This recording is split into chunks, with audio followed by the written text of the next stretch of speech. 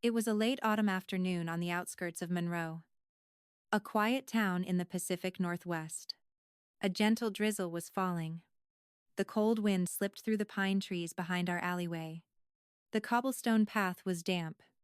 The smell of wet earth, mixed with the smoke from neighborhood wood stoves, hung in the air as if trying to remind you of things from the past. My name is Tessa Newman. At the time, I was 35 years old. I worked as a freelance bookkeeper. E-handle, the invoicing, the taxes, and the ledgers for local grocery stores, carpenter shops, and diners in the county. It wasn't a prestigious job. It didn't bring in much money. But every single cent I earned was as clean as the rainwater caught under the eaves of a roof. I lived with my 8-year-old son. On his birth certificate, his name was Matthew Silva. But at home, we just called him Leo. He was a slender boy with deep, dark eyes. He was a boy of few words. But he had a love for his mother that could leave you speechless. Sometimes, seeing me stay up late, crunching numbers, he'd place a mug of hot milk next to me. "Mom, drink it, or your head is gonna hurt again tomorrow," he would say. I'd listen to him, and I'd want to laugh and cry at the exact same time. Kids are supposed to ask for toys and candy, but my son had learned how to read the exhaustion on my face way too soon. Life is very good at playing cruel jokes, where it should be soft. It forces you to toughen up. That afternoon, almost the entire town had gathered on Main Street to watch the wedding. It wasn't just any wedding. It was the wedding of Alex Silva, my ex-husband, to Valerie Preston. She was the daughter of a wealthy family from Seattle. Valerie's family owned a massive industrial import company. That day, luxury cars rolled in and out of our small town like a parade. Alex, after abandoning me and our son, seemed like he was born for this life.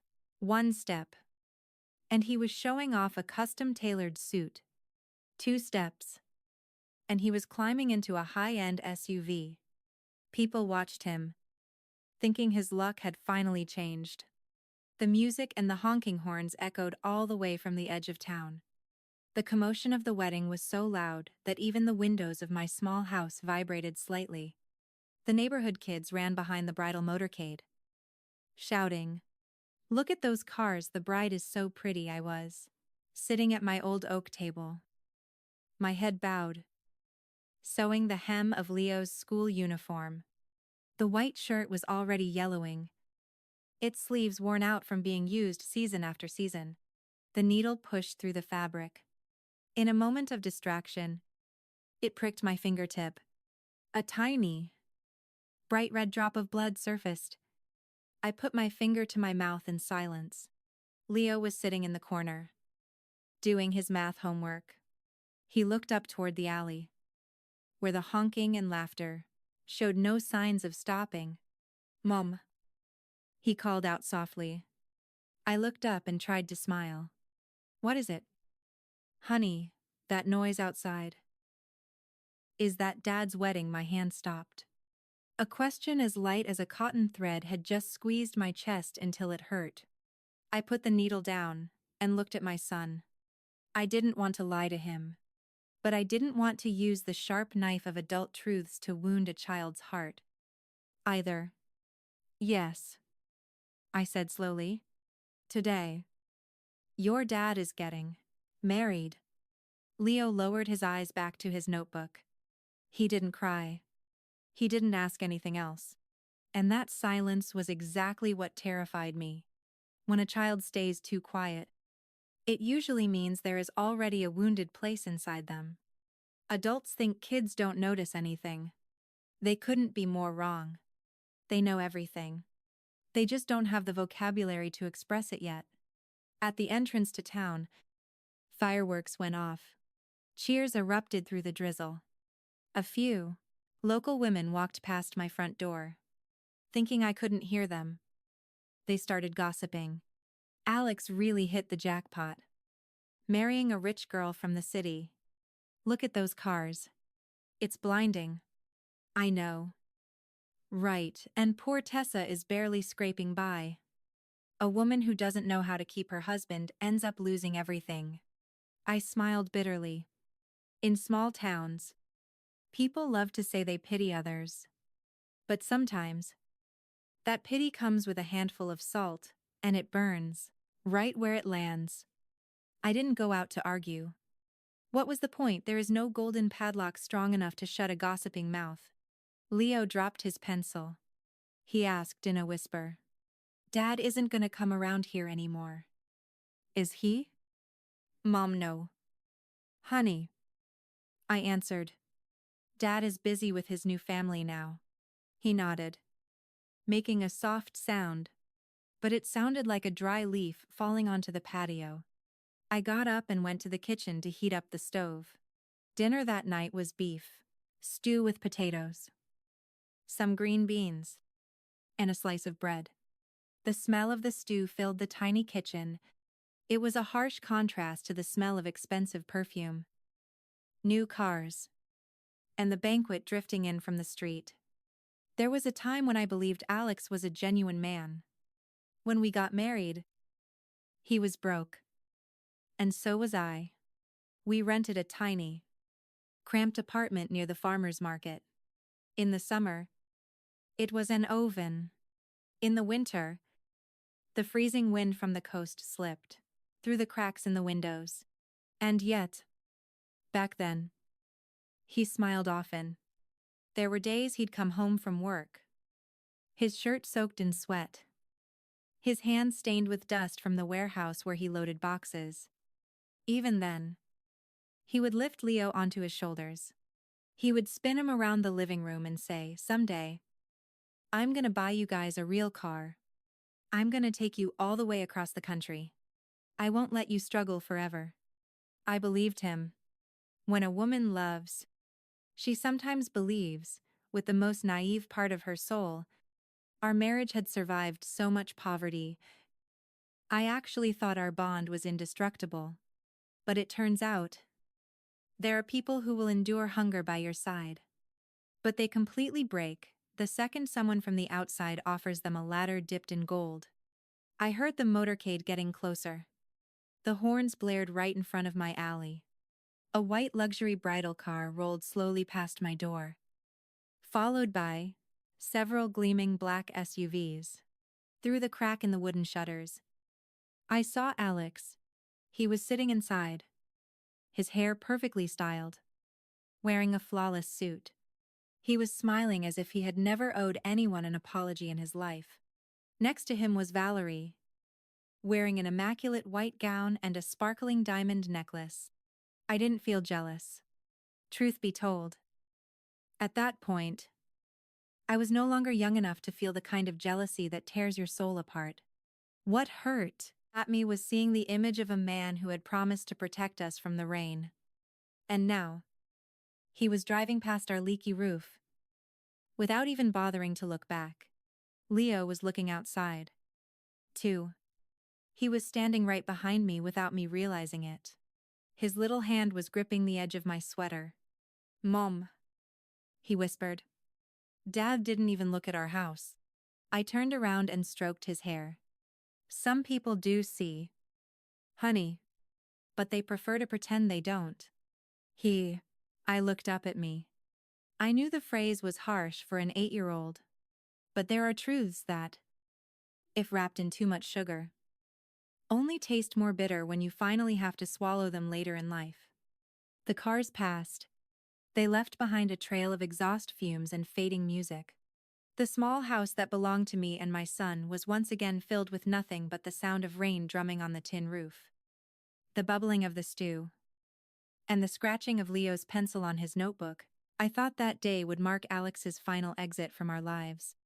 I thought from then on, our paths would permanently split. His wealth for him, our dignified poverty for us. Who could have guessed that the exact second the sound of those cars faded away, another freezing draft would begin to blow through my house. The end of my marriage to Alex didn't happen overnight. It was like the old shingles on our roof after too many Northwest winters. At first, it's just a small damp spot.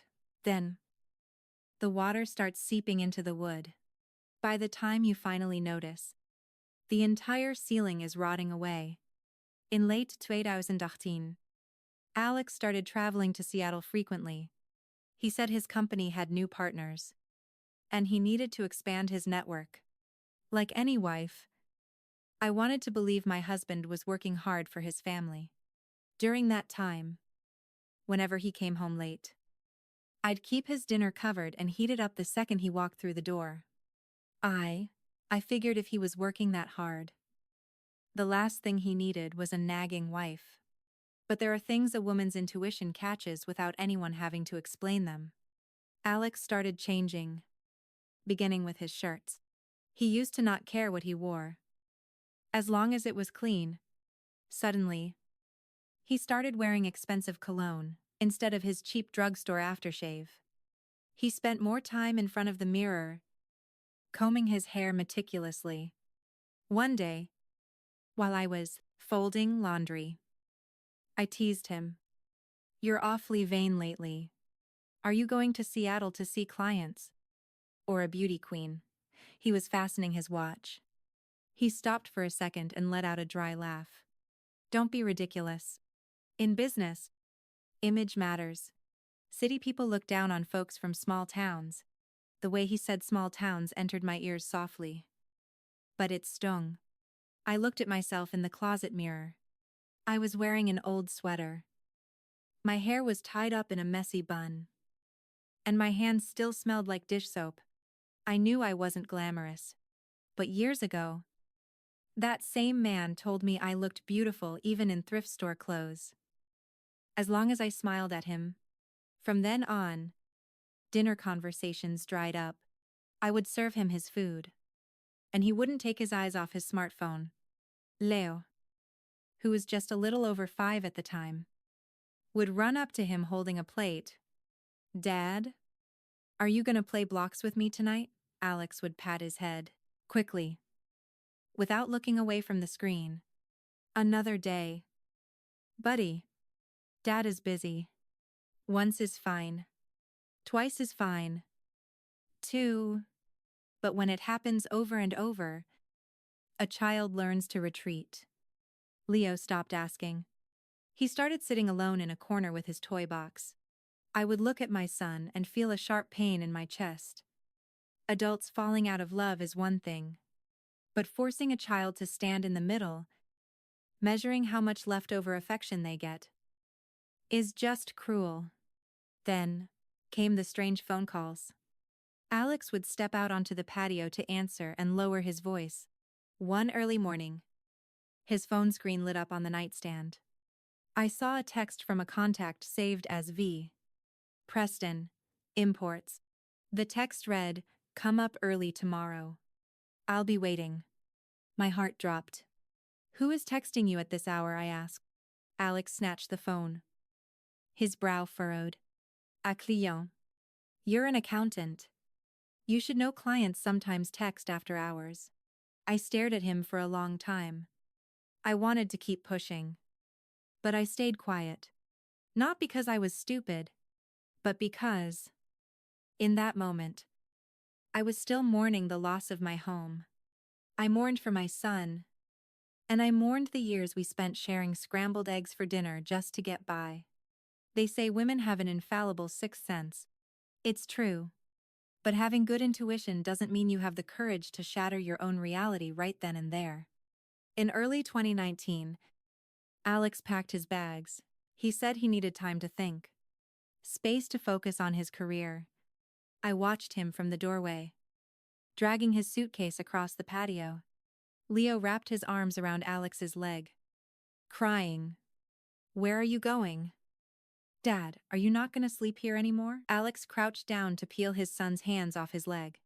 "Dad has to go away for work for a few days. Be good for Mom." I asked him, my voice hoarse, "Are a few days the exact amount of time you need to avoid looking me in the face? Don't pressure me." "Dessa," he snapped. "Living like this, with this heavy atmosphere, is unbearable for anyone. I let out a harsh laugh as tears escaped my eyes. Heavy. It's heavy waiting up for you with dinner until midnight. It's heavy calling you when your son has a fever. And you don't pick up. It's heavy forcing myself to believe you.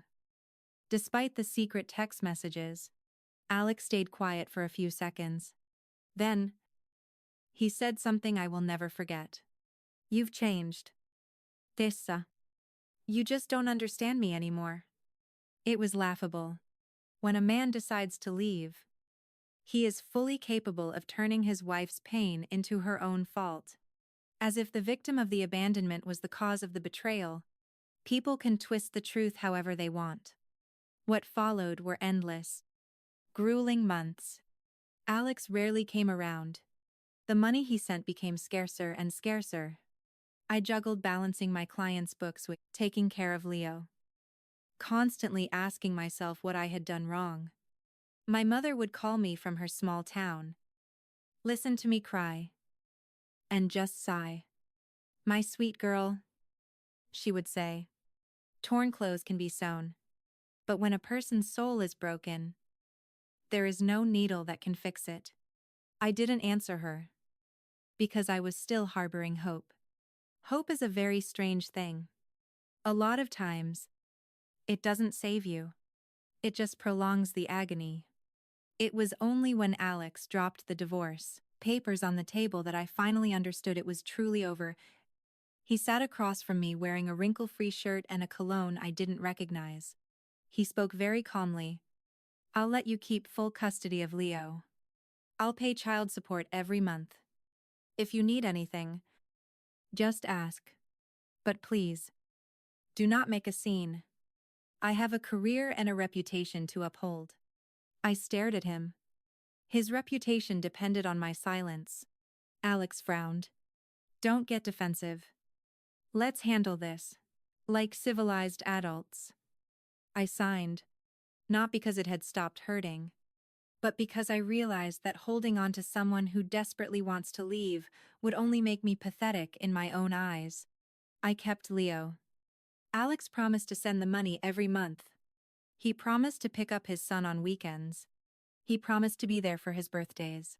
Walking out of the courthouse, he even patted Leo on the head. "Be a good boy. Dad is gonna be busy for a while. But I still love you." Leo believed him. I wanted to believe him, too. But the first month, he sent a little money. The second month, he said things were tight. By the third month, he wasn't even picking up the phone. His promises turned out to be as thin as winter smoke from a chimney. You see it for a second, but when you try to touch it, there's nothing but empty air. 3 years after the divorce, Leo caught a terrible case of bronchitis. His fever spiked dangerously high, and we had to admit him to the hospital. I called Alex 7 times. No one answered. I sent him a text message, "Your son is in the hospital. Can you please come see him for a little bit?" The message showed as read. Absolute silence. That night, Leo was lying in the hospital bed with an IV in his arm. He murmured, "Mom, Dad is busy." "Isn't he?" I stroked his hair. "Yes, buddy. He's busy." After I said it, I turned my face away. Not out of fear that he would see me cry, but out of fear that I didn't have the strength to keep lying to him anymore. From then on, Leo barely asked about his father. At school events, he would see the other kids with their dads. He would just sit up straight and clap. When it was over, I would go pick him up, and he would smile quickly. "You're here." Mom, that smile. So good. So understanding. It destroyed me inside. No child should be so mature that they feel the need to hide their own desires. One afternoon, walking past the school gates, we saw a father lifting his daughter onto his motorcycle. He was buckling her helmet and asking, "How was my princess's day?"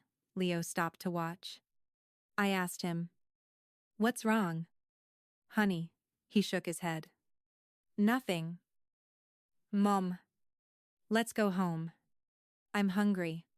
I took his hand. It was as cold as ice. That day, I understood there was a void in my son's heart. It didn't make any noise, but it was growing a little more every single day. I never spoke badly of Alex to him. I never taught him to hate his father. I was terrified of planting resentment in his heart, making my son carry that heavy burden into his future. I told myself, it doesn't matter if we're poor, as long as my son has a home to come back to. Our house was small. The roof leaked. Sometimes we ate nothing but soup and hard-boiled eggs for dinner. But absolutely no one had the right to treat our love like something cheap.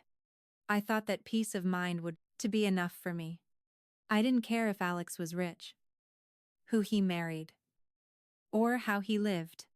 I wanted absolutely nothing to do with him. What I didn't expect was that when a man gets used to using money to cover up his mistakes, even his own biological son can become a human shield. The evening Alex married Valerie, after the cars had vanished down the alley, silence returned to our house. But it wasn't a peaceful silence. It was like the surface of a pond after a violent gust of wind. It looks smooth, but the mud at the bottom is completely stirred up. I set our food on the wooden table.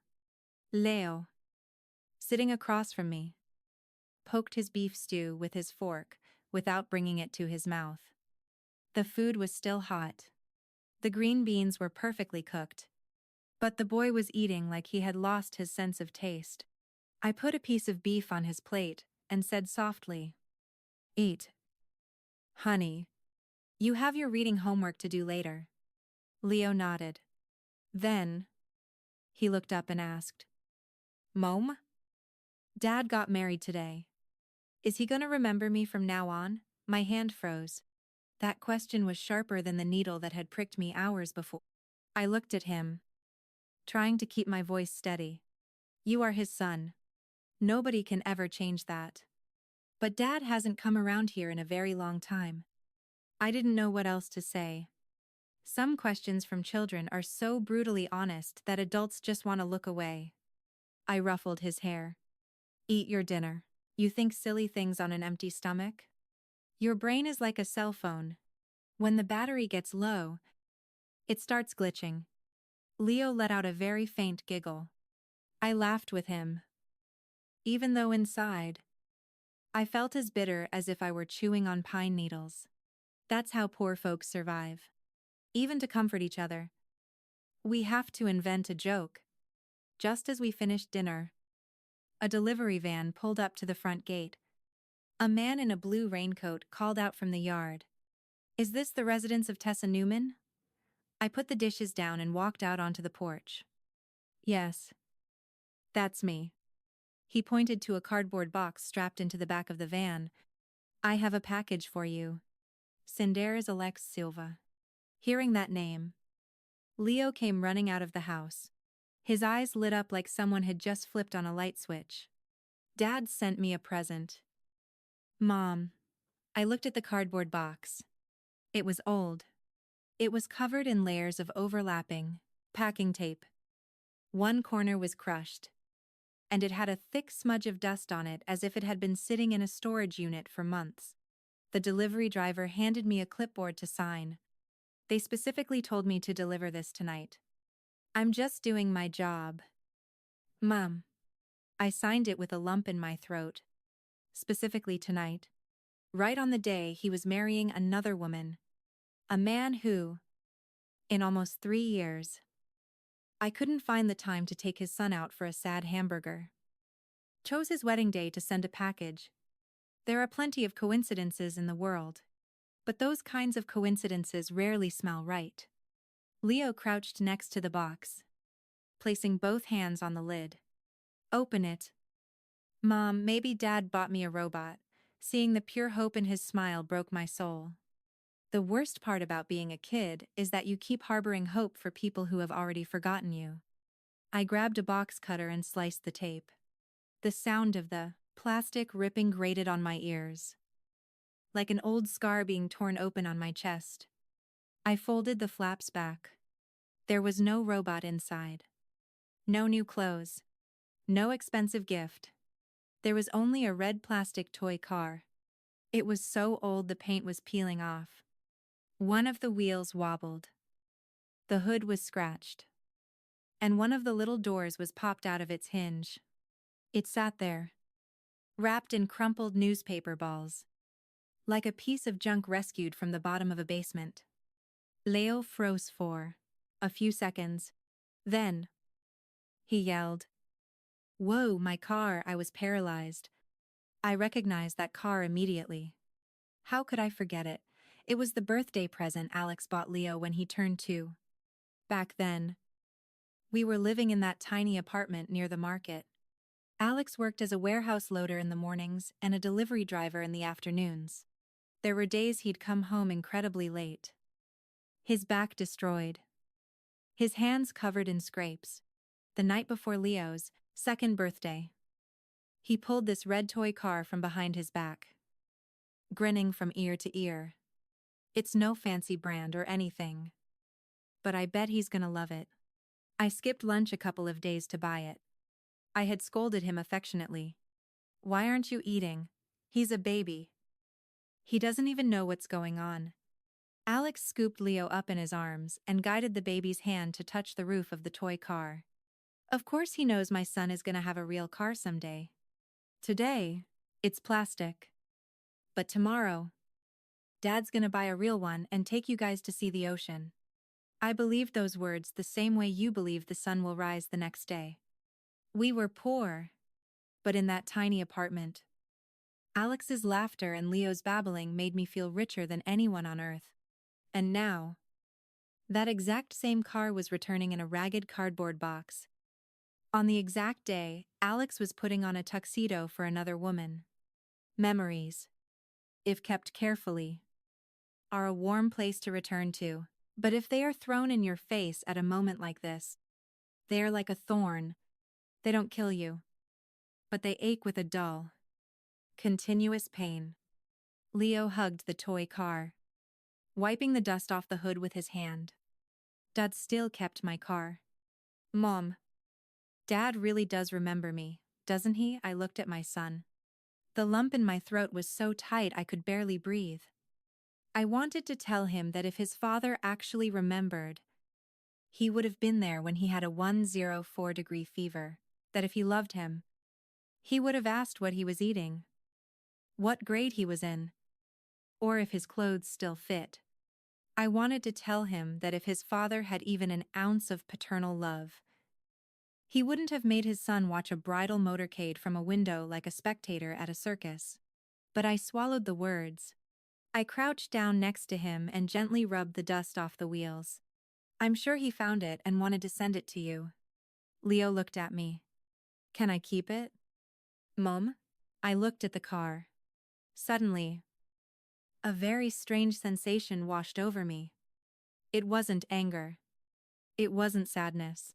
It was an inexplicable, creeping unease. Alex was not the kind of man who clung to nostalgia to have sentimental outbursts. He had been ice-cold toward his son for 3 years. Why would he suddenly send this old piece of junk, and if it was just a toy, why demand it be delivered exactly on his wedding day? I reached out to grab the car, intending to put it on top of a cabinet. Leo clutched it to his chest in a panic, as if terrified I was going to throw it in the trash. "Mom, don't throw it away. I like it." I stopped when I saw his little hands gripping the old plastic. I realized that what my son was holding wasn't a toy. It was the mirage of a father figure. He needed to keep believing his dad loved him. Isaiah. "Okay. Keep it. But be careful. That wheel is about to fall off." Leo nodded enthusiastically.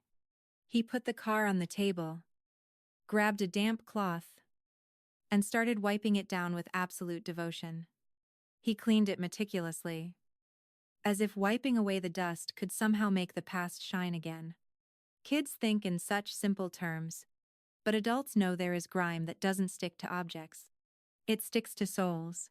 From outside, the distant echoes of the wedding party drifted back in. Inside the house, Leo cleaned his red car, humming a nursery rhyme. I watched him. Then I looked at the empty cardboard box on the floor. I don't know why, but that empty box reminded me of the human heart. On the outside, it keeps its shape perfectly intact. But on the inside, there is absolutely nothing decent left. I gathered the old newspapers and threw them in the trash. Leo insisted on taking the car to bed and leaving it next to his pillow. That night, he fell asleep holding it. He even smiled a couple of times in his sleep. I sat at the table, watching my son's shadow projected on the wall under the dim light of the lamp. The drizzle hadn't stopped. I thought, well, let the boy be happy. At least for tonight. A child who has lacked a father for so long commits no sin by clinging to a shred of hope, but a tiny voice, deep in the back of my mind, kept repeating endlessly, Alex never does anything without a motive. That night, after washing the dishes, Leo hadn't gone straight to bed. He had pulled a stool close to the hallway light bulb and was still aggressively cleaning the toy car. I walked out of the kitchen and saw him rubbing dust out of the wheel well with a soft cloth. It's late. Aren't you going to sleep? I asked him. He looked up, his eyes sparkling. I'm making it shiny. Mom, it's from Dad. It's sad to see it with so much dust. My stomach tied in a knot again. A piece of junk. And he treated it like a treasure. Meanwhile, adults play with entire families and throw them away like dead leaves. I pulled up a chair and sat next to him. Come on. That's enough for today. You have school tomorrow. If you fall asleep in class, your teacher is gonna think I force you to watch TV until midnight. Leo giggled quietly. I don't watch TV. I'm a mechanics. Oh. Boy. The master mechanic of Monroe in action. I teased. His laughter. His eyes crinkling up, it warmed the freezing atmosphere of the house just a little bit. In moments like that, I just wished life could freeze in time. A quiet night. A mother. Asson. A shared laugh. It was enough. People chase so many things. But after years of storms, I learned that peace is the ultimate luxury. Leo flipped the car over and got really close to inspect the undercarriage. Suddenly, he frowned. Mom. What's wrong with this? Something's loose right here. I looked where his little finger was pointing. On the chassis of the car, there was a tiny battery compartment cover. The edge of the plastic was marred, as if someone had pried it open and then forced it shut, leaving it slightly misaligned. If you glanced at it quickly, you'd miss it. But kids inspect their toys with a magnifying glass. Leo slipped his fingernail under it. It's really loose. Mom. I took the car. He was right. The cover wiggled. My heart skipped a beat. That sense of alarm I had felt earlier that afternoon bloomed in my chest. Let me see. I told him. I went to the kitchen drawer, pulled out a small paring knife I sometimes used as a screwdriver, and carefully wedged it into the plastic. There was a dull click, and the cover popped off. There were no batteries inside. Instead, there was a tiny, folded plastic sleeve, wedged perfectly into the empty space.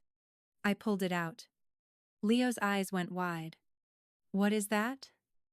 Mom, I didn't answer right away. My hands turned to ice. I unfolded the plastic sleeve. Inside was a matte black bank card.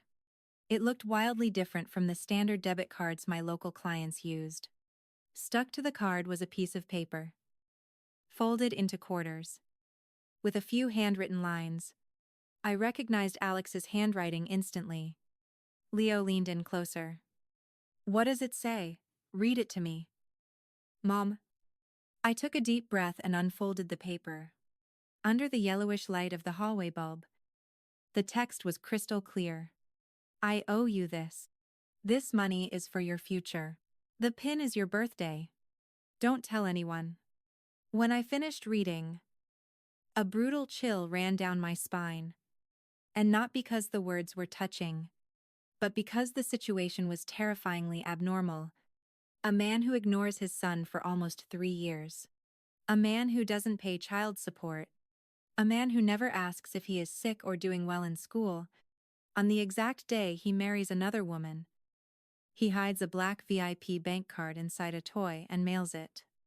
It reeked of burning plastic.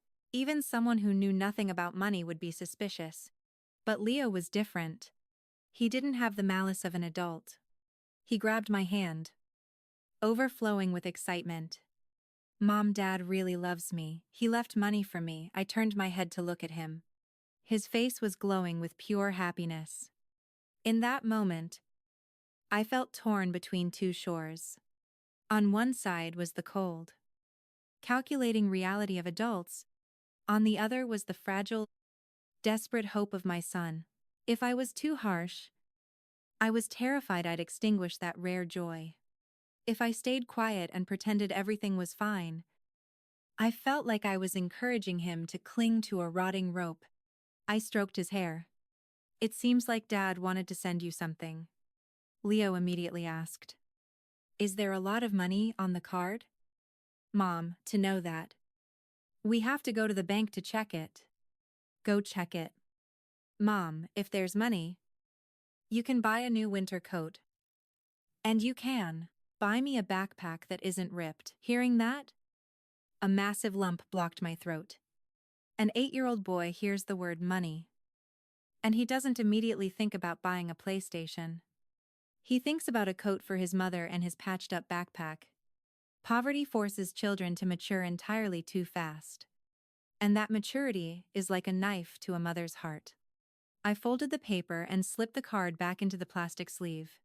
Leo tracked my every move. Where are you gonna put it? For now? I'm going to keep it somewhere very safe. Why can't I keep it? He asked, looking disappointed. Dad said we shouldn't tell anyone. I looked him in the eyes firmly. I am your mother.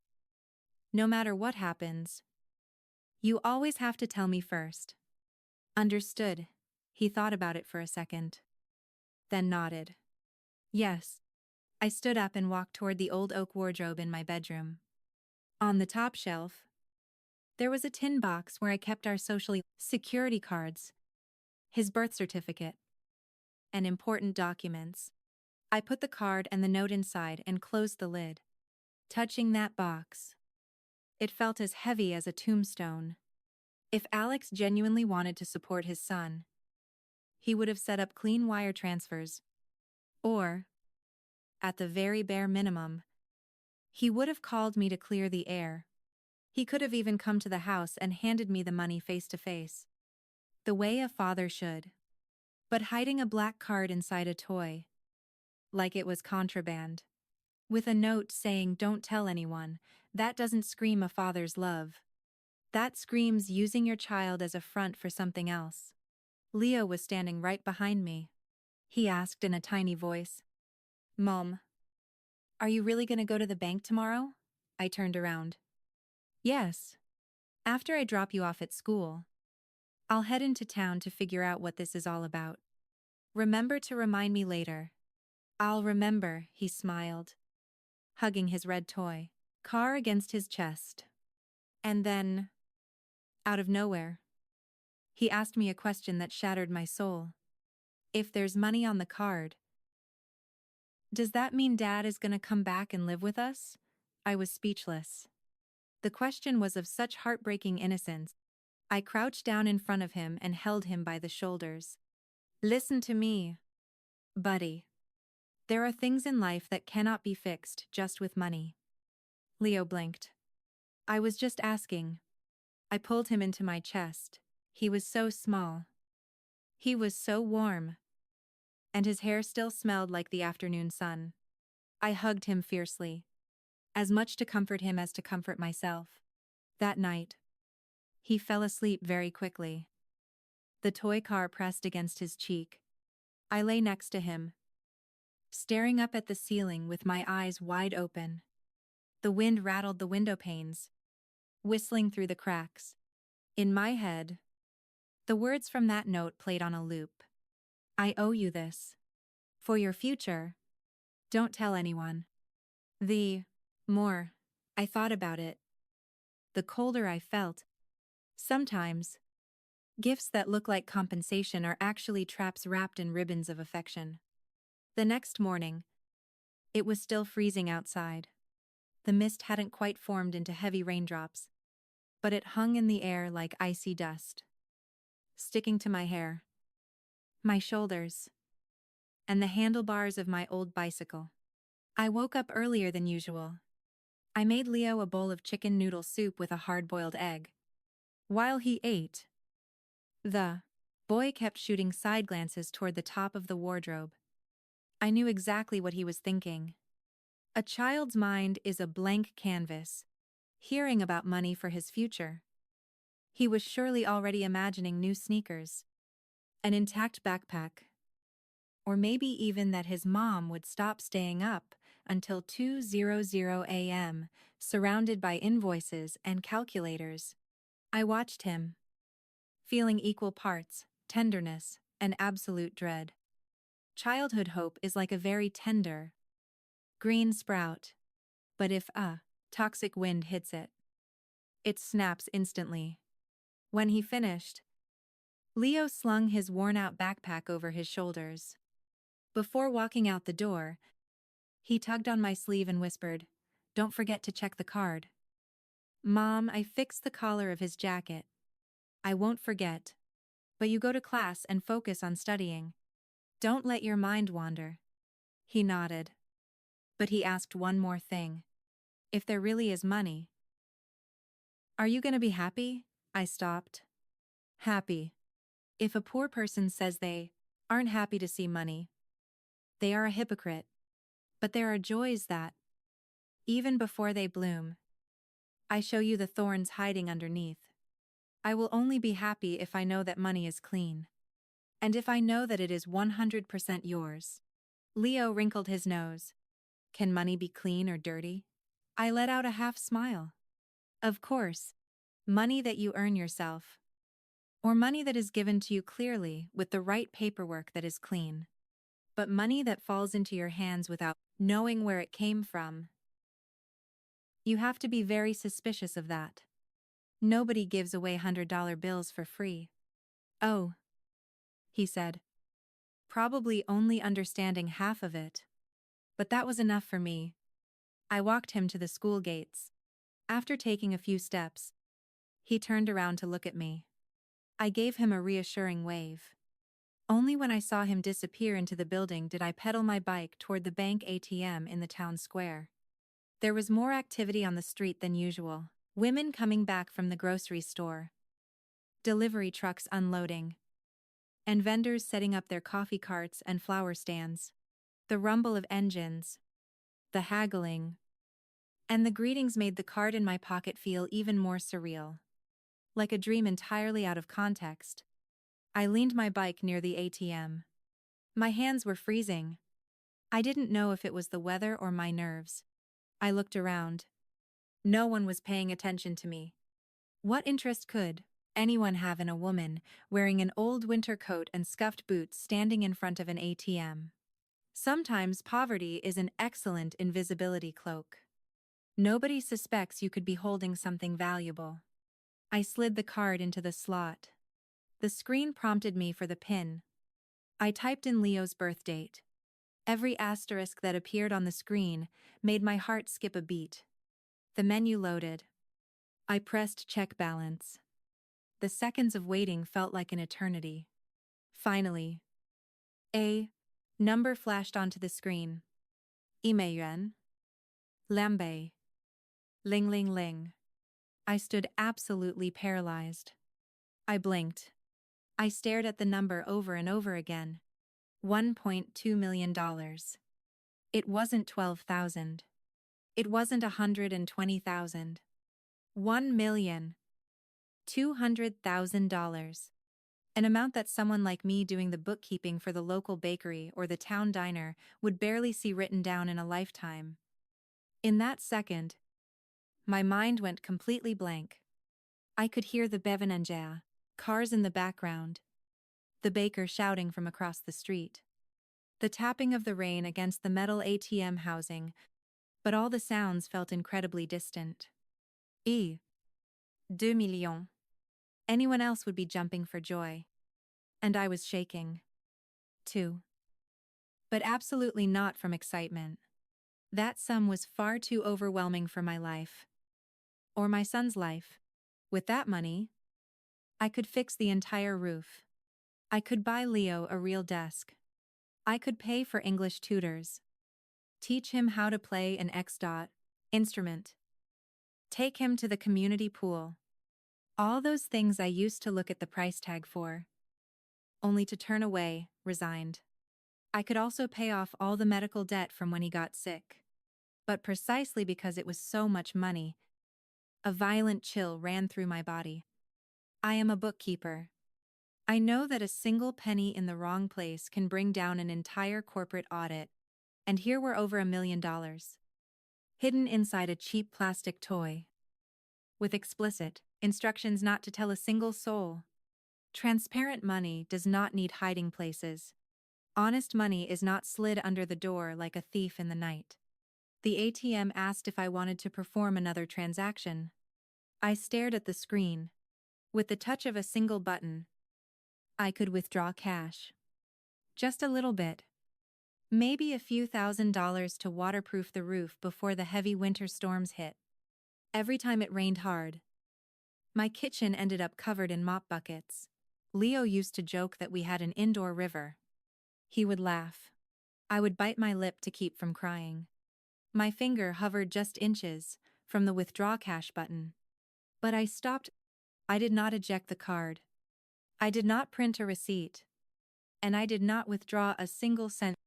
I may be poor, but I am not going to close my eyes and hug a treasure chest without knowing if it contains a blessing or a curse. Greed beasts the sack. It's an old saying. But it never misses. Sometimes, all it takes is someone dropping a piece of candy in your mouth for you to walk blindly into a trap. More docile than a fish biting a hook. I tucked the card back into the inner pocket of my coat and got on my bike. The wind sliced my face. The ride back felt incredibly long. Passing by the local stationery store, I stopped almost unconsciously. In the window display, there was a navy blue backpack with thick, sturdy straps. It looked incredibly durable. I thought of Leo's backpack. With a hole in the bottom, I had stitched up with thick black thread. The price tag read $25. $25 was absolutely nothing compared to over $1 million. But I still didn't walk inside. I was terrified. Not terrified of losing the money. I was terrified that if I crossed the line and took a single dollar today, I would lose the right to say in the future that my hands had never touched that account. There are extremely fine lines in life. Once you cross them, there is no going back. When I got home, I put the card back in the tin box and locked it. The house was dead quiet. Just the rain on the roof. I sat in my wicker chair and stared at the peeling paint on the wall. I looked at Leo's flimsy desk by the window that shook with every gust of wind. I looked at the thick blanket hanging over the chairs. Still damp. Smelling of sawdust. Everything seemed to be screaming at me, "You have the money. What are you waiting for to change your life?" I closed my eyes. Changing your life with money from an opaque source is like building a house on top of mud. The day the tide comes in, you will be the first one to sink. That afternoon, when he came back from school, the very first thing Leo did was ask me, "Did you check it?" I nodded. "Yes. I checked it. Is there money?" "Mom," I looked at my son. I did not want to plant such an incomprehensible number in his head. Sometimes keeping children in the dark is the absolute best way to protect their peace. Yes, there is, I replied. But grown-up money business has to be investigated thoroughly first. Leo's eyes widened. Is it a lot? I gave him a sad smile. It's enough that Mom has to be extremely careful. He went quiet for a moment, then asked, So, we aren't going to buy a new backpack? The sheer disappointment in his voice crushed my soul. I pulled him against my chest. Of course we are going to buy it. But with money that Mom earns, or with money that we know. 100% belongs to you. I will not let you go without. He nodded obediently and didn't push it. The better he behaved, the more on high alert I became. He trusted me completely. I had absolutely zero margin for error. I didn't sleep that night. I sat at my table, opened my ledger, and wrote down every single detail. The date the package arrived, Alex's note, the black card, the balance of $1, Lambe, ling ling ling, the fact that I had not touched a single dollar, my handwriting, shaking at first, gradually became firmer. I didn't know what was coming my way. But I knew with absolute certainty that from that moment on, that black card was not a gift. It was a loaded gun pointed directly at our heads. 3 days after my visit to the ATM, Alex called me. It was almost 9:00 p.m. Leo was already asleep, and I was reviewing a stack of invoices from a local lumber yard. The numbers were dancing in front of my eyes, but my mind was completely stuck on that one. 2 millions? My cell phone vibrated. The illuminated screen read Alex. I stared at the name for a few seconds before answering. Not out of longing, but because I needed to know what this game was. A man who stays silent for 3 years. Sends an old toy with a VIP card on his wedding day. And then calls. If anyone tried to tell me this was a sudden burst of paternal love, I would laugh in their face. Life is not a fairy tale. I put the phone to my ear. Before I even opened my mouth, his voice rang out. Tessa, did you get the package? His tone was casual, almost intimate. That fake confidence from someone who thinks they hold all the cards is more irritating than screaming. I replied neutrally. Leo got the old toy car. There was a silence on the other end, followed by a slight chuckle. Just the old car. I glanced sideways toward the bed where Leo was sleeping. Facing the wall, he had placed the car on a small chair right next to him. Terrified someone might take it, I lowered my voice. Are you referring to something else? Alex laughed again. That laugh made the hairs on the back of my neck stand up. You're still the same. Playing dumb. I'm asking if you verified my goodwill. Goodwill. The sheer irony of hearing Alex talk about goodwill was ridiculous. It was a bad joke. A really bad joke. I kept my composure. If you mean the card. I saw it. Perfect. It's for the boy. These last 3 years, I've had a million problems I can't even begin to explain to you. Consider that money a compensation for Leo. I stood up silently and walked out of the bedroom, closing the door behind me so my son wouldn't hear a thing.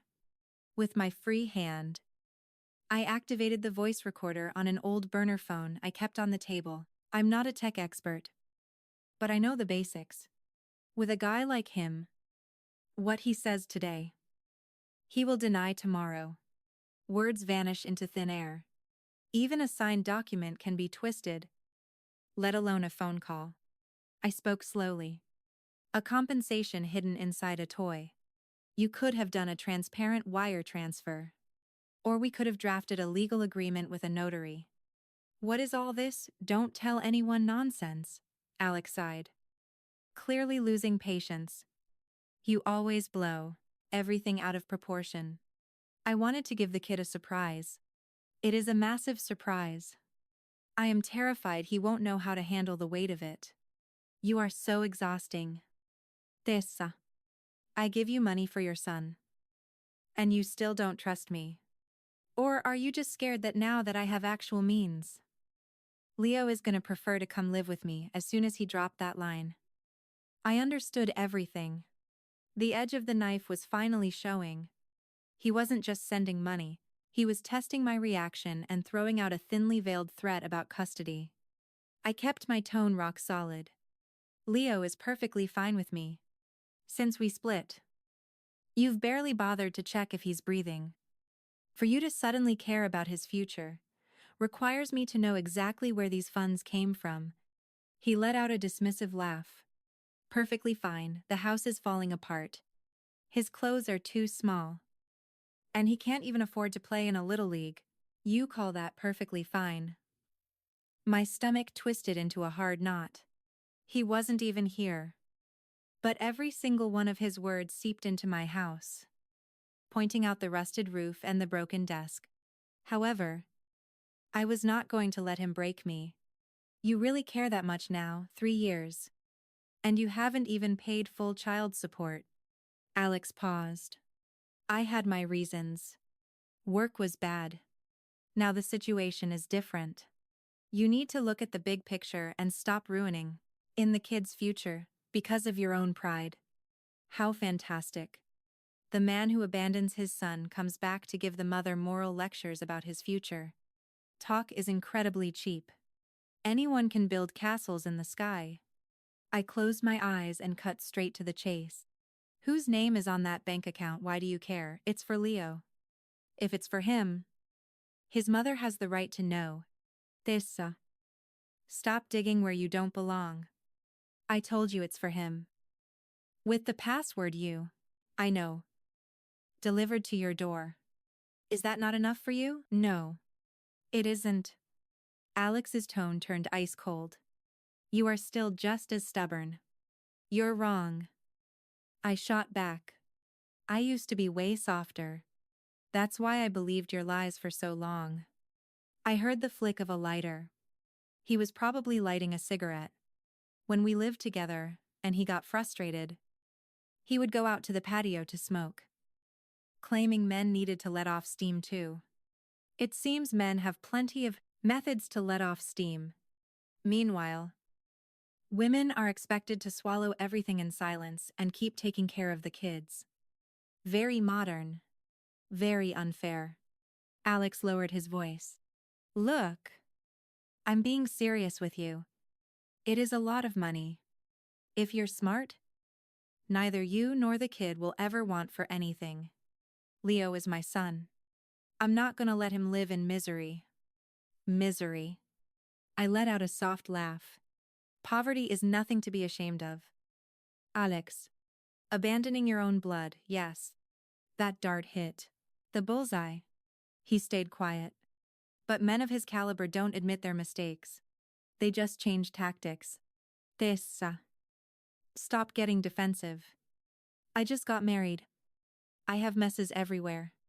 You keep the card. Use whatever you need for Leo. But keep your mouth shut. Above all, I don't want anyone out there knowing about this. I do not want misunderstandings with my wife's family. Your wife's family? I stared intently at the burner phone recording on the table. We had finally reached the core of the issue. You don't want misunderstandings with her family. Does that mean your in-laws don't know anything about this, if the money is legal and clean? What misunderstanding could there possibly be? Does your new wife even know? These are things between me and my son. They don't need to know. And leave Valerie out of this. I just want to know if it's legitimate money. Alex's voice roared. Barely contained. Don't think that just because you do the books for 4 crappy small-town shops. You know everything. I'm telling you for the last time. That money is for Leo. Keep your mouth shut. And we all win. We all win. Him. Me. And who else? His new in-laws. Or some scheme I couldn't see yet. I wasn't going to rush it. In these kinds of wars, victory isn't achieved by screaming louder. It's achieved by getting the enemy to talk too much. I softened my voice just a fraction. All right. I'm listening. But I want you to confirm one thing. You deposited this money voluntarily for Leo. Correct, he exhaled loudly. Yes. It's for him. Not for you. Your new wife isn't going to come demanding this amount from me tomorrow. Right. Alex hesitated for a microsecond. For now. That's how it is. For now. Those two words echoed in my head like the click of a lock snapping open. I branded them into my brain. Fine. For now. I am not going to touch a single cent. Alex sounded genuinely surprised. You're not going to withdraw anything until you're absolutely sure where it comes from. He let out a sarcastic laugh. What incredible dignity. Starving to death. But keeping up appearances. The only one who's going to suffer is the kid. I looked toward my son's bedroom. A volcanic fury surged up my throat. But I swallowed it whole. I needed truths. Not a screaming match. Leo's well-being isn't measured solely by a bank account. I said, and I hung up. The dead silence returned to the house. I opened my ledger. I wrote down the most critical parts of the conversation. The phrases, compensation for Leo. I don't want misunderstandings with my wife's family. For now. My hand wasn't shaking anymore. I didn't know exactly what I was up against. But that black card was no longer a mystery. It was a minefield. And my son and I were trapped right in the middle of it.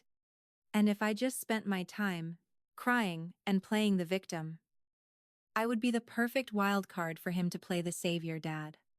From that night on, I stopped being the abandoned wife. I was Leo's mother. And for him, I had to sharpen my fangs.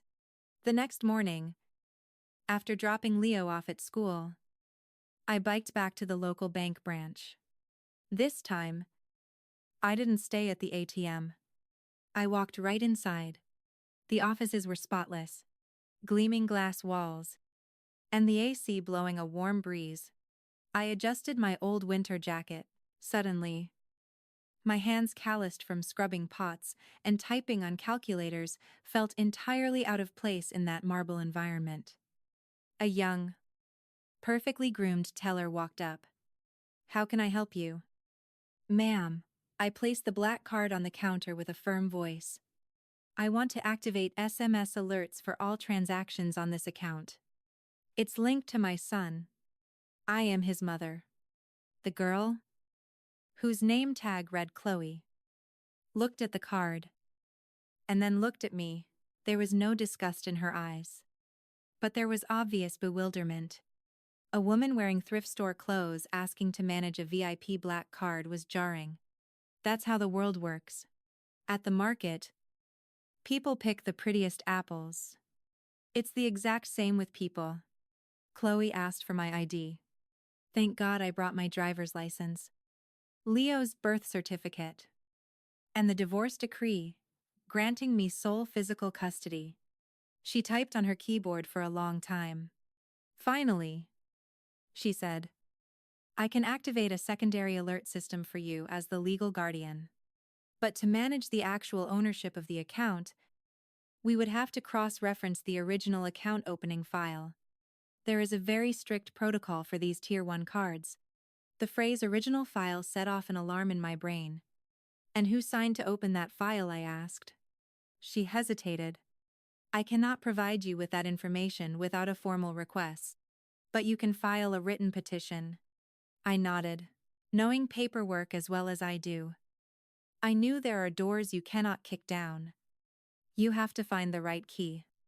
At least I walked out of the bank with balance notifications activated on my phone. I had absolutely no intention of withdrawing money. I just wanted to keep watch. If someone reached their hand into that pond, I would see the water ripple. The hit came exactly 1 week later. It was a morning of fine. Mr. Rain. I was at Lacey's grocery store, near the town square, balancing her invoices for the month. The clicking of my calculator keys was constant. Lacey was snacking on roasted almonds and chatting away. This, girl. You look exhausted. Eat something. You're gonna work yourself into an early grave. And you're gonna have a heart attack. I smiled without looking up. If working myself to the bone made me millions, I'd be treating you to an expensive seafood dinner right now. Lacey let out a loud laugh. Poverty and a good sense of humor. What a combo. At that exact moment, my cell phone vibrated. I glanced at the screen. It was an SMS from the bank. My hand holding the pen froze solid. Wire transfer completed. $300. Ling ling ling. Remaining balance $900. Ling ling ling. I read it 3 times. My ears were ringing. My heart was hammering out of my chest. $300,000. An absolutely insane amount of money had just vanished from my son's future account in the blink of an eye. Lacey noticed I had gone pale. Is something wrong? Are you feeling sick? I flipped the phone face down. No. It's nothing. I just got a little dizzy. I have to go. It's an emergency. I scrambled to gather my papers, grabbed my bike, and pedaled through the rain, which was now biting cold. When I got home, I went straight to the wardrobe. I pulled down the tin box and opened it. The black card and the paper with Alex's handwriting were still sitting there, completely untouched. The money had flown without the physical plastic ever being used. The card was nothing more than a decoy. The real key was held by someone else entirely. Alex had calculated this to absolute perfection. I dialed his number. The first time, he didn't answer. The second time, he picked up with a sluggish, annoyed voice. What's wrong? Tessa, I didn't beat around the bush. You just withdrew $300. 000 from the account. There was a 2-second silence. Alex replied with a shocking level of calmness, as if I had just asked him if he bought oranges at the store. I didn't withdraw it. I transferred it. Temporarily. Temporarily. What the hell does that mean? I had to put down a deposit for some commercial lots near the industrial park. It's an opportunity that doesn't come around every day. When I see the ROI, I'll return the kids' share. I clenched my fists. You claim the money is for Leo, and you dispose of it without even consulting me. Don't get technical with me. I generated that money. I put it in there for the boy. But if I use it now to flip it and make a higher profit, what's the harm? You're an accountant. Don't you know money has to make more money? I didn't know if his money was making a profit or generating felonies. But I knew for a fact he was using my son as an excuse. Alex got angry. Don't try to lecture me. I am his father. His father? An absent father who suddenly remembers his title just to move money around without raising suspicions. The words flew out of my mouth like daggers. You told me to keep the card and keep my mouth shut. You used the whole thing as theater. Didn't you? And the bank confirmations go straight to a phone you have. Alex yelled over the line. I am working. Do not bother me with stupid things you don't understand. I could hear male voices laughing in the background. The ambiance of an expensive steakhouse. $300,000 was just a maneuver to him. To May. It was absolute proof that Leo was a front man. I lowered my voice to a lethal calm. Alex. For the record. I have not touched a single dollar. You took them. And I am recording this phone call. He burst out laughing with pure mockery. Recording me again. Do whatever you want, but remember, poor folks better not try to stop other people from making their own kids rich. Making a child rich isn't done hiding in the shadows like a thief. I fired back. And I hung up. The crash of the rain intensified against the tin roof. I opened my ledger. I wrote down the date. The time. The exact amount stolen from the account. And his exact words about buying commercial lots in the industrial park. I understood the game now. The account in the miner's name was his opaque safe. When it was time to play the good dad, he told his wife the money was for Leo. When it was time to launder or evade funds, he pulled it out at will. The perfect child and the poor mother. The flawless smokescreen. That afternoon, when Leo came home from school, he asked me if I was sad. I adjusted the collar of his jacket. Everything is fine, sweetheart. He looked at me with those incredibly transparent eyes. Really? Mom, I nodded, swallowing the massive storm raging inside me. Leo walked over to his little desk, pulled out his red toy car, and grabbed a toothpick to clean it. Mom. Look, the wheel isn't crooked anymore. I looked at the car. It gave me chills. That nostalgic toy was the Trojan horse Alex had smuggled into our house. Leo. From today on, if you find anything else inside that car, you tell me first. He blinked, confused. Why I watched the freezing rain falling outside. Because sometimes, things look like toys, but grown-ups use them to hurt people. The next day, I asked my clients for the morning off and went to an internet cafe near the town square. I searched for information regarding the destination of the $300. Ling ling ling. My accounting background told me that to follow the money trail, I needed to search for linked LLCs and executive names. I found a company registered as Northwest Horizon Partners LLC.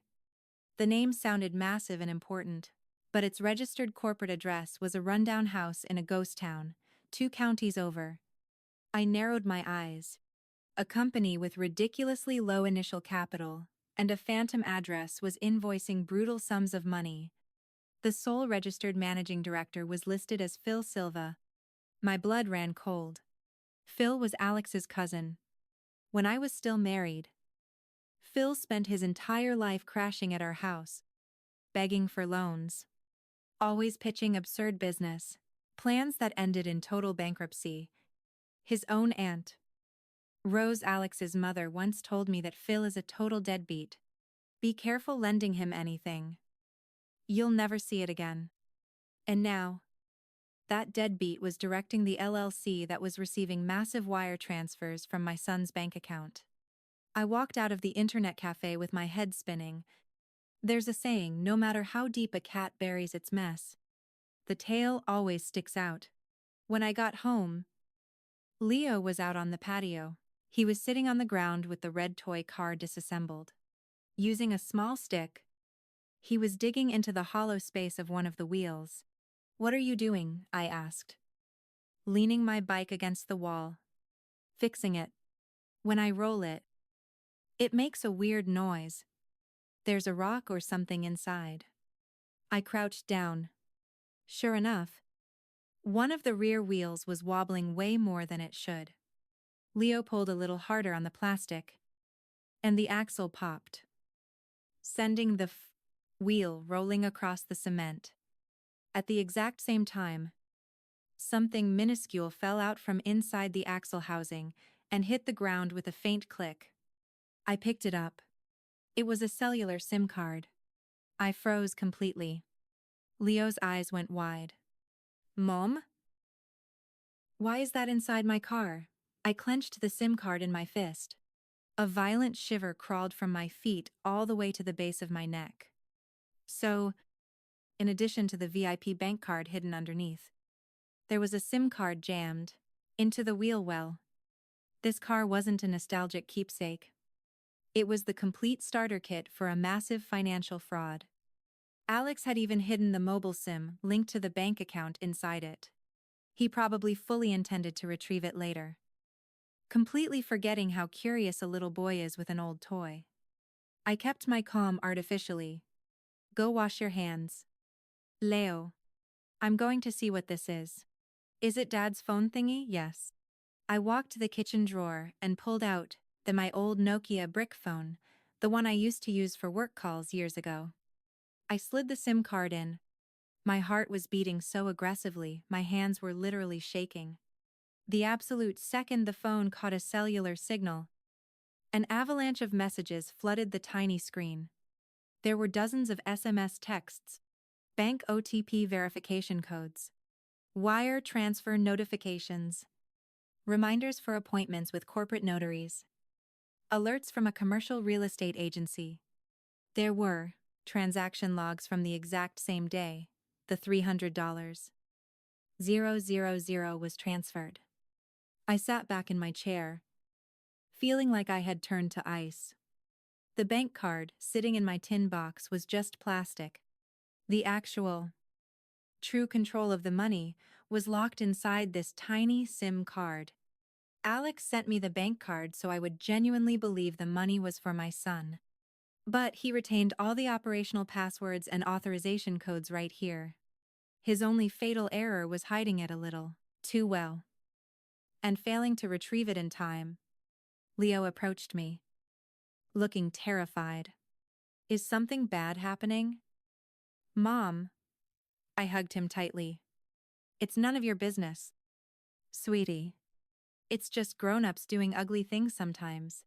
He pressed his lips together. Did Dad trick you? A child's question never misses the bullseye.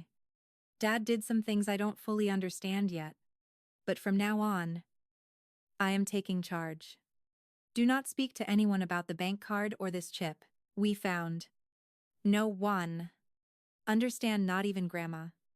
Nobody. He nodded, looking highly concerned. I knew I couldn't protect him by just hiding us away anymore. I put the SIM card, the black bank card, the printed documents, and the handwritten note into a manila folder. This war had far exceeded my capacity to solve it alone. I said out loud, almost like a vow to myself. We need a lawyer. What's a lawyer?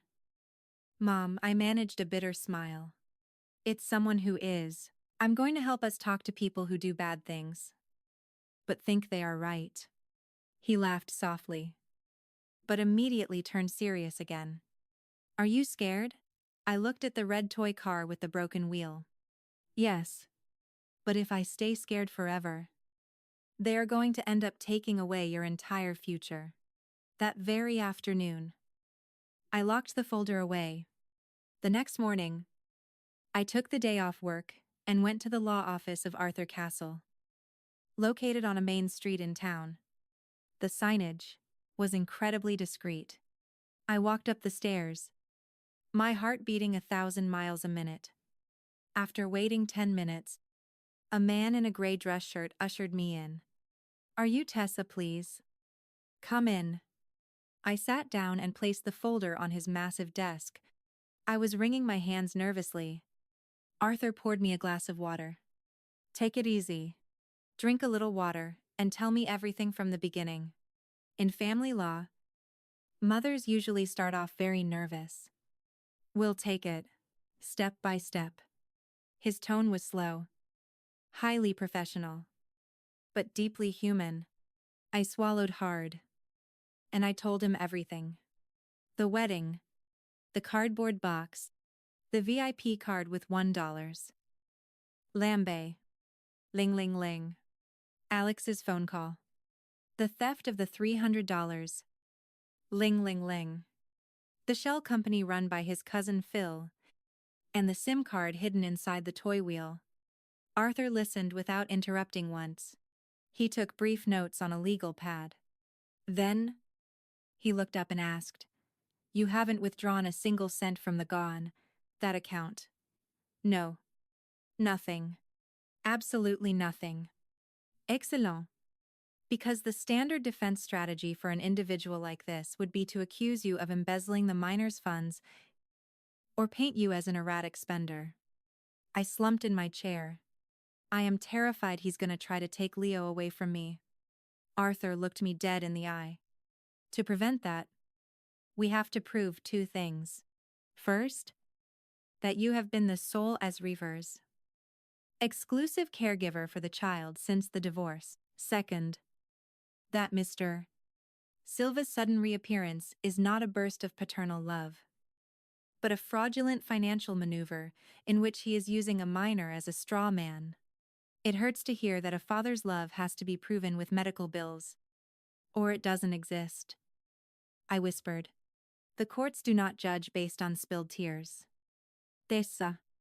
Arthur instructed me to gather every single school receipt, medical prescription, and bank record proving the unpaid child support. He also told me to secure the bank documentation showing exactly how that account was opened. A few days after my visit to the lawyer, I went to pick up Leo from elementary school. As I approached the gates, I saw a gleaming black luxury SUV double parked on the street. Alex stepped out of the vehicle, wearing an incredibly expensive wool coat, holding a massive shopping bag from a high-end toy store. The other parents turned to stare. That's Leo's dad. The one who married that rich woman from Seattle. You can tell he hasn't forgotten his son. What a nice gesture. The whispers were everywhere. Alex saw me walking up. He curled his lips into an arrogant smirk and yelled loudly, ensuring the entire crowd could hear him. Leo son come to dad Leo, who was walking out with his classmates, stopped dead in his tracks. He looked at Alex. Then he looked at me. His little face tensed up. Instead of running toward his father, he took a step back, glued himself to my leg, and grabbed my hand tight. His fingers were freezing cold. Alex kept smiling. He opened his arms and took a step forward. Call me to dad. Buddy, look how many presents I brought you. Leo hesitated. He didn't cry. He didn't run. He just pressed his lips together. And in an act of pure, instinctive confusion, he mumbled, "Sir." That single word made the temperature of the entire schoolyard drop several degrees. Alex's smile completely froze. A nearby mother let out an audible "oh my," and quickly looked away. My heart skipped a beat. I didn't feel triumphant. I felt an immense jade, crushing sorrow for my son. For a child to hesitate whether to call his own father dad or sir is entirely unnatural. Alex frowned deeply. Leo. It's me. Did you forget me? I pulled Leo behind my back and planted myself firmly in front of him. He is very little. And you haven't been around in a very long time. Do not pressure him in front of the entire town. Pressure him, Alex scoffed loudly. I come to see my son. And you tell me I'm pressuring him? I bought him a gaming console and expensive candy. If you have something to discuss, we'll do it in private. We are going home. Leo climbed onto the back rack of my bicycle. Alex was left standing on the sidewalk with the giant shopping bag in his hand. Red with fury. Publicly humiliated. For the entire bike ride home. Leo stayed completely silent. His arms wrapped tight around my waist. When we walked through the door, he whispered, "Mom.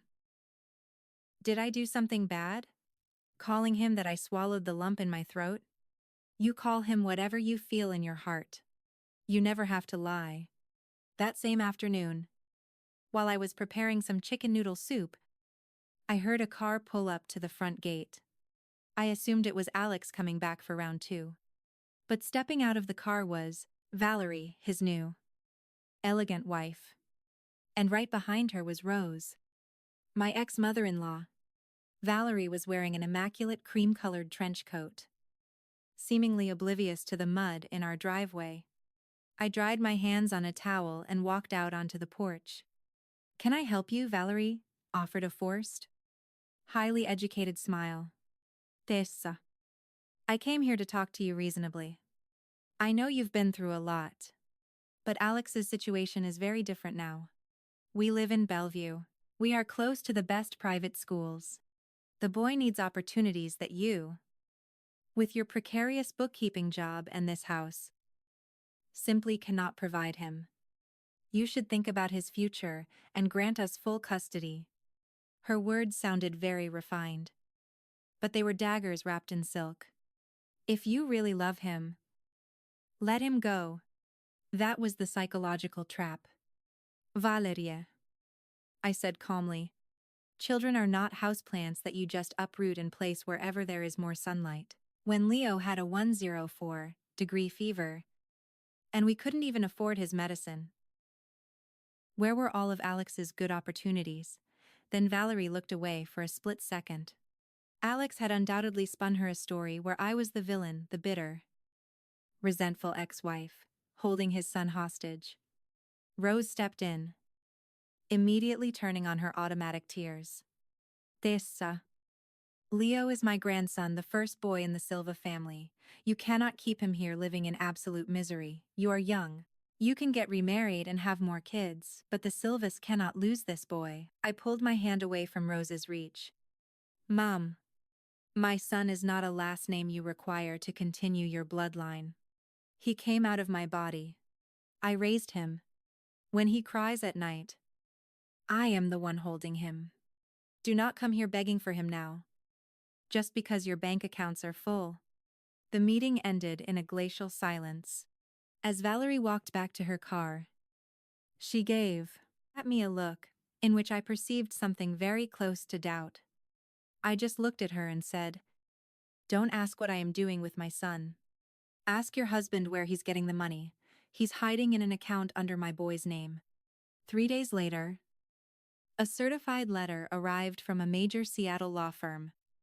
It was a formal petition from Alex's lawyer, requesting an emergency modification of the custody agreement to grant him sole physical and legal custody. In the lawsuit, he claimed that I lived in precarious poverty. And, most outrageously, he alleged that I was withholding a massive sum of money designated for the minor, actively preventing my son from enjoying his rightful assets. It was the absolute peak of cynicism. The man who was using his son's bank account to launder money was now legally accusing me of being a greedy hoarder. That exact same afternoon, on a local community Facebook page, an anonymous post went viral. There's a divorced mother in this town hiding hundreds of thousands of dollars her generous ex-husband gave her. And she's still dressing her kid in rags. Talk about greed. The damage was instantaneous. At the butcher shop, at the school drop-off, the stares were stabbing me in the back. And what was infinitely worse, the kids at school heard about it. 2 bullies on the playground cornered Leo, shoving him and telling him his mother was a greedy thief. That day, Leo wasn't waiting for me at the school gates. Panicking, I pedaled my bike like a maniac all over town until I found him sitting by the edge of the river behind the park. He was curled up in a tight ball, hugging the red toy car, shivering from the freezing cold and absolute heartbreak. I threw my bike down, dropped to my knees in the dirt, and hugged him, sobbing uncontrollably. "Mum," he choked out, crying hysterically. "The kids say you're bad. They say it's your fault Dad doesn't love me. Is it true if I go live with Dad? Will they stop being mean to you?" No, no. My sweet boy. Absolutely not. I pressed my face hard against his. You will never, ever be a burden to me. Your father did very bad things, and he does not love you the way you deserve to be loved. But that is never, ever your fault? The following morning, Child Protective Services knocked on my door. They inspected the damp spots on the ceiling. They checked my pantry. They inspected Leo's bed. I was brutally honest with them. My house was not a mansion, but it was spotless. My son's homework was always done. And he had a hot meal on the table every single night. The social workers took extensive notes before leaving. They told me off the record not to worry too much. They said genuine affection and psychological stability hold far more weight in court than square footage. The final, lethal, blow came through the avenue I least expected. Arthur and I drove to the bank's regional headquarters in Seattle, armed with an emergency judicial subpoena. Chloe, the teller who had assisted me previously, was ordered to pull the original account opening file as part of the legal discovery, under the section labeled Signature of Legal Guardian. There was a sloppy scribble. It was absolutely not my signature. He forged my signature, I whispered, feeling all the air leave my lungs. That night, my phone rang. It was an unknown number. It was Valerie, Alex's new wife. She asked Arthur and me to meet her at a quiet, out-of-the-way diner in an industrial park outside Bellevue. She arrived entirely alone. She was pale. Her eyes were bloodshot. And she looked light years away from the glamorous woman who had stood on my muddy porch. She placed a massive stack of photocopies onto the diner table. Those $300. 000 you warned me about. They passed through a shell company run by Alex's cousin, Phil. They were used to inflate a massive, fraudulent invoice billed directly to my family's import company. Her voice shook violently. Alex was embezzling money directly from us and using your son's account to launder it. She wiped a tear away, her voice cracking. And that's not all. Yesterday, I caught Alex at a luxury apartment downtown. An apartment he rented for himself and his secretary. I really thought he chose me out of love. But I was just his personal ATM. I will not let him use a little boy as a human shield for defrauding my family. Valerie testified on our behalf. At the preliminary custody and civil hearing, Arthur dropped the hammer. He presented every single piece of evidence all at once. The forged signature on the bank documents, the burner phone audio recording where he admitted to his schemes for now, the documented diversion of capital to his cousin's shell company, and the physical SIM card camouflaged inside the toy car. Alex's high-priced Seattle lawyer sat completely stunned. He had absolutely zero legal defense. The Preston family immediately launched a forensic corporate audit. They fired Alex on the spot and filed aggressive criminal charges for embezzlement and corporate fraud. Rose, the grandmother who had cried so desperately for her first grandson, completely stopped calling. The second she found out her son was facing federal prison time for money laundering and wire fraud. One evening, during a torrential downpour, Alex showed up at my front door. He was soaked to the bone. No luxury SUV in sight. His expensive clothes were wrinkled and ruined. He dropped to his knees in the mud of my driveway. Please forgive me. You guys are the only ones I have left. I stood on the porch. I didn't flinch. I looked down at him and replied, "This house is not a homeless shelter for your failures. Alex, if you were ever truly his father, prove it by disappearing permanently and letting him live in peace." I shut the door and locked it. The judge ruled that sole legal and physical custody belonged exclusively to me. The court froze the remaining $900, 0 inches the account. It was transferred into an ironclad trust fund, strictly audited by the state and legally administered by Arthur. The funds could only be accessed exclusively for Leo's future university tuition and major medical expenses. Neither Alex nor I could touch a single dollar for personal use. As for the $300, 000, Alex had withdrawn. He would have to answer for that in the criminal trial brought against him by his former in-laws. I didn't want the easy money. I kept working as a freelance bookkeeper, but the fear was finally gone. With money from my own hard work, I went to the stationery store and bought the $25 navy blue backpack for Leo. And I finally paid to have the tin roof properly waterproofed. One sunny Sunday in spring, under the pine tree in our yard, Arthur was holding the back of Leo's brand new bicycle, while the boy learned how to pedal saddle. "Arthur, look at me, I'm doing it all by myself," Leo yelled, grinning from ear to ear. I stood on the porch, holding a mug of coffee. I looked through the window at the red plastic toy car. It was now sitting high, up on a shelf in the dining room. It was no longer a threat. It was no longer a weapon. It was just the scar of a very hard lesson learned. Poverty does not rob you of your decency. And true love for a child is never wrapped in black VIP credit cards. Not money. Not fake pity. And not town gossip can ever tear down a mother when she decides to be unshakable for her son.